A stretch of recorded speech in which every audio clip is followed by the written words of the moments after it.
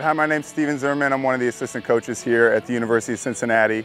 And today we're going to be taking you through some things that you can do in a backyard pool, really any body of water you can find to address some of the fundamentals of swimming, just body line and how to catch the water. Today we're going to have Yildiz, Coach Karawa, perform some of the drills we have addressing these fundamentals.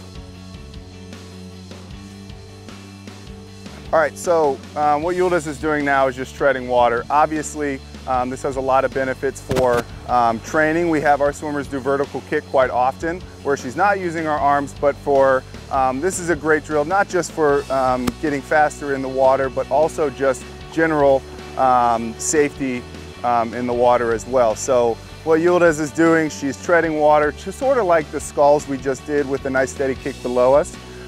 Just keeping her shoulders up nice and high in the water. Again, it's a great way to figure out how your body's working in the water and how to stay afloat in the water as well. Another variation of this is if your pool isn't as deep as this diving well here, you can just tuck your knees up underneath you while you're still sculling on the water there to stay afloat. Another great way to get some feeling in the water as to how to catch it and how to move. It's a great drill. All right, so this first drill, it's called body line kick. What Yildiz is going to be doing, she's just going to be kicking with her arms down at her sides in a nice, good body line with her head, shoulders, hips, and heels all in a straight line. When she does this drill, we ask our swimmers to press their chest a little bit down into the water where our body makes a T between our head to our heels and our shoulders across, and we're going to be pressing that T towards the bottom of the pool. Go ahead, Yildiz. When she does this, you'll notice she's got a snorkel on. You don't need a snorkel, but her snorkel, there's only about 1 inch above the water. You can see her hold back with a nice steady kick behind her with a nice flat back on the surface. So this next drill, it's going to be a progression from the drill we just did. All we're going to be doing is we're going to be rotating as we're holding our hands on our side in a nice straight body line. What you'll notice when Yildiz does this, go ahead, Yildiz. Her shoulders and her hips are going to be rotating at the same time, where she rotates all the way to 90 degrees, but notice how her head isn't moving. In swimming, we want to make sure, again, our head, our shoulders, hips, and heels are all in the same line, just straight line through the water in an attempt to minimize our drag and maximize our efficiency in the water with a smooth rotation throughout. Not very jerky, nice and smooth, a lot of control, kicking steady the whole way.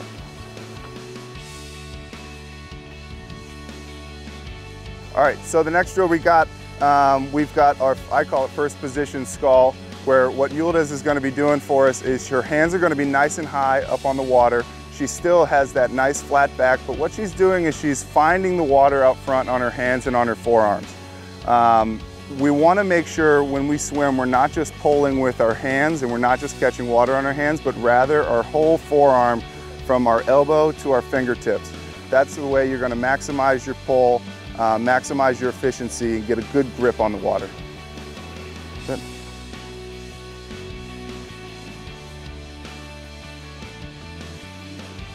This next drill we're going to be doing, it's called second position skull. It's in our actual catch position up top.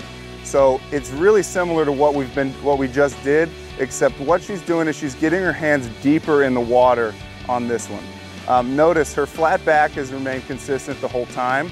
She has a steady kick the whole way, but all she's doing differently is she's bent her elbows and rolled her shoulders up near her ear, where her fingertips are now able to get deeper, and you can see how that forearm is getting perpendicular to the bottom of the pool.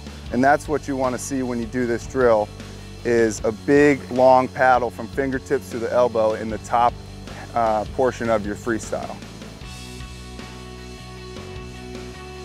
Continuing the skull progression, all we're trying to do is feel water through all the different portions of our freestyle pull. So what she's doing, this is third position skull.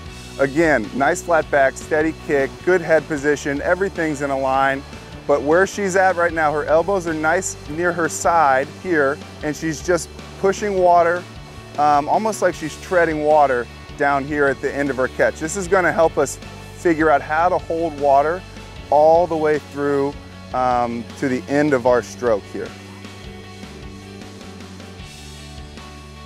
Okay, so we're going to put everything together where we're going to combine the sculls and the kick and rotate and the good body line. So what we're doing now, it's called underwater recovery.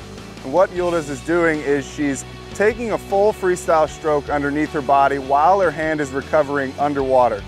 Obviously, in freestyle, our hand recovers above water, but this is a great drill to feel how the pole itself and the rotation is connected.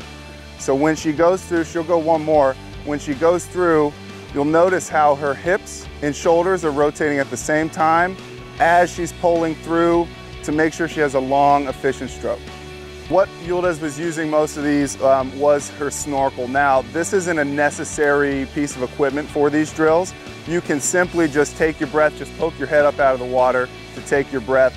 But this is a great tool for us to use as coaches because it limits, it takes the breath out of the stroke, one less thing for our athletes to worry about, while also, and it allows them to then focus on what they're doing in the water so we can isolate the catch portion, the body line, that sort of stuff.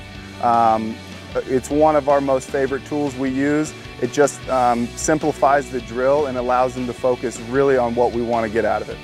All right, well, that's all we got for you today. Hope you learned something. Thanks for joining us, and we hope to see you at a Bearcat meet in the future. Go Cats.